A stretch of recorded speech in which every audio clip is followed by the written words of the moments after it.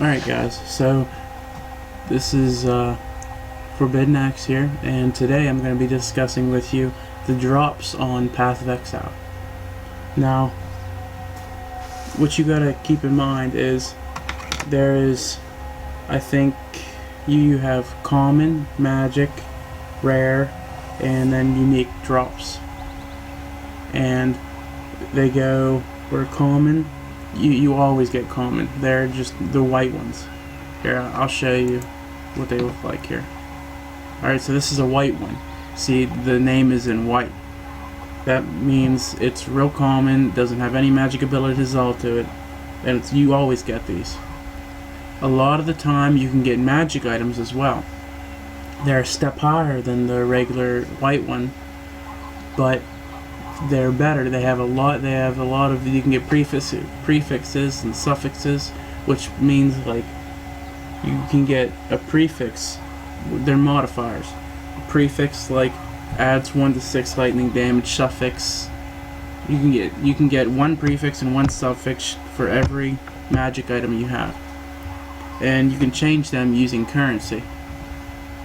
Now we have rare items. Rare items you can get, I think, up to 6, was it? Let me check. You can have up to 6 modifiers on a rare item. Now, you can have 2 prefixes, 2 suffixes, 3 suffixes. I don't know what exactly it is, but you can have up to 6 different modifiers. And it's unknown to how many prefixes and suffixes you can have on those.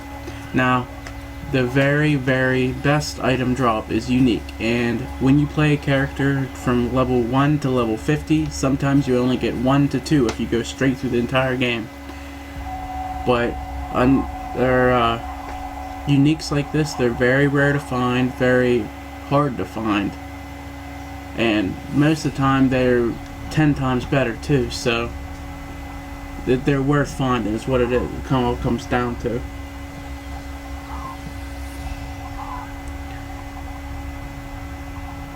Now, when you're getting your items and you're leveling your character, you always want to make sure the item you have, the items you're using, see these items I'm using, requires level 10. I want them to be close to my level. See, I'm level 17. Now, getting a better arrow equipper would be a very good idea for me to do. Like, requires level 5. It's a rare though. Sometimes you won't find a good common for another rare. It's the most important thing out of all the things you can have is your weapon.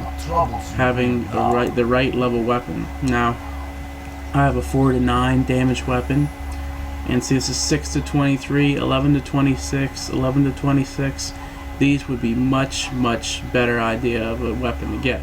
Now I'm going to go ahead and buy one, and I'm going to show you a vendor recipe to up that damage even further than what it is now. You can take a regular rustic sash or a magic rustic sash. Magic would give you more to the, here I'll do one of each so you can see. It's better to see it than to.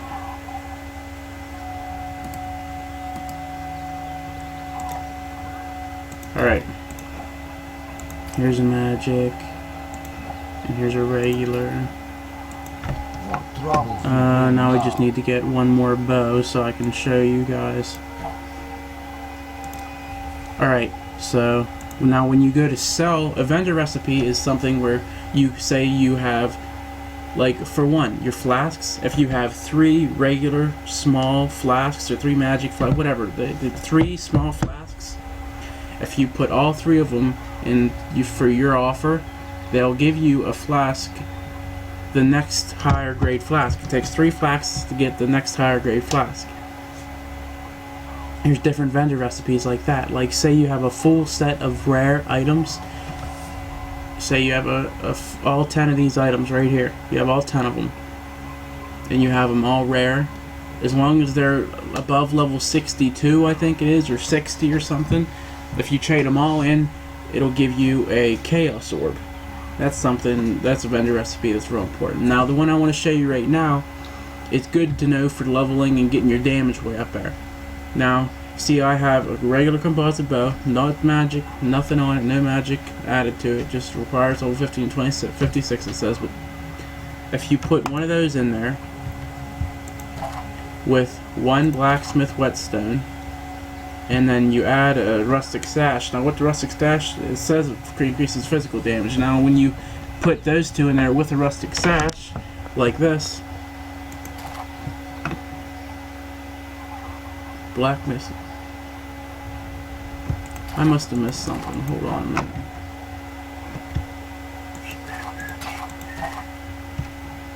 Oh, there we are. Okay. Now, when you put them in there, you'll get a bow. It only takes one of these blacksmith whetstones, by the way. I put another one in. I should have only put one in. Here.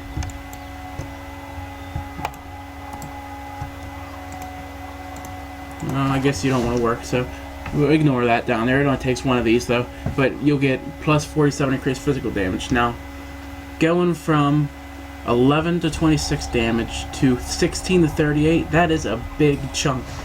That you can get a lot more damage out of your weapons like that. You can get a lot more damage. You can go and one-shot everything through your zone, and it takes a lot of...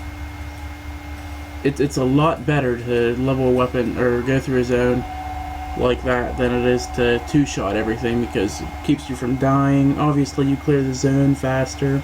You don't have to worry about dying. There's a lot of benefits to doing it that way. And like I was saying, this is a magic rustic sash, so that's why I got 47 increased physical damage percentage. Say I put a common rustic sash in there, maybe you can't even do it with common. I always do it with magic, so maybe you can't even do it with common. But I know when you put a magic one in, it'll give you the percentage. If you put a rare one in, it'll give you even more percentage. And I'm sure if you put a unique in, it'll even give you a higher percentage. I'm not sure about that one, but I know for magic and for rare, it'll increase the percentage of the physical damage it adds to the weapon.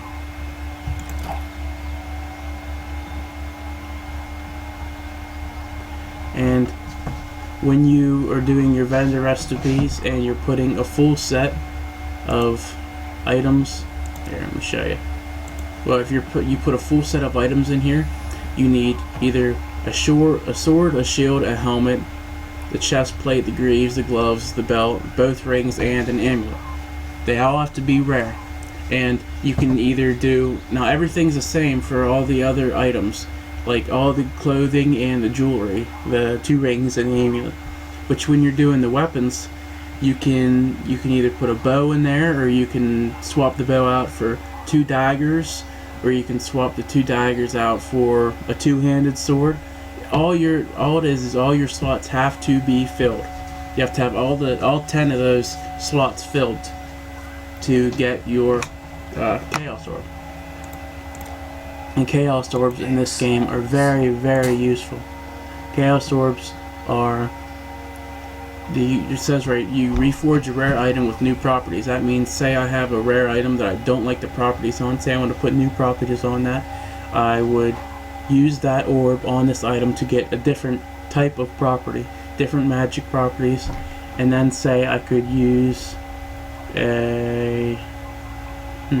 right there, an Orb of Augmentation reforges a magic item with a new random property. I'll just go through all the currency and tell you what they do. Scrollism, all it does is identify items. Portal scrolls, you use a portal scroll while you're out in a hostile mob zone, and it'll teleport you back to your camp. A Orb of Transmutation, it upgrades a normal item to a magic item, which would be what I call common items. The white items, it'll upgrade them to a magic item. It has properties. Orb of Regret, you use it and it regrets a passive skill point. Not a passive, it gives you a refund point. To where, say I want to refund one of my passives, I click on it and then click apply refund, and it'll obviously refund that point, and I can use it somewhere else. Now, chromatic orbs. Say I get an item with one red, one blue, one green. As long as they're linked, like this is linked, and I have a red, a blue, and a green, if I sell it to a vendor, I get this. You always want to look out for those to get these. This changes the color of the sockets in an item. It's very useful.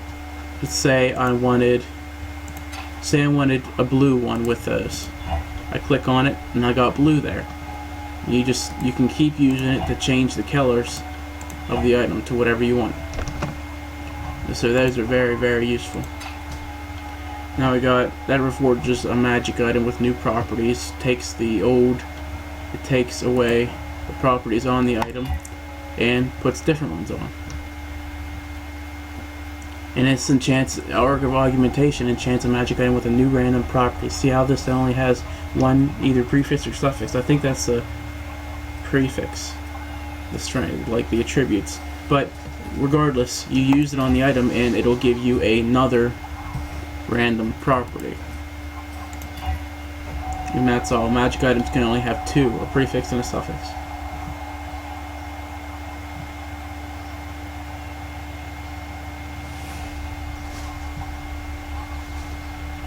Now we have alchemy orb. Alchemy orbs. This is alchemy shards. It takes 20 shards to make an orb. An orb actually is used to take a normal item to a rare item. That would mean what I call common item, it would make it into a rare item. They are very useful and I go through them because I like using rare items. I shouldn't go through them, but I do. But now these are very useful. Orb of Fusing. They reforge the links between the sockets in your item. That would mean, say this only has one link going to it. If I were to use one of these on it,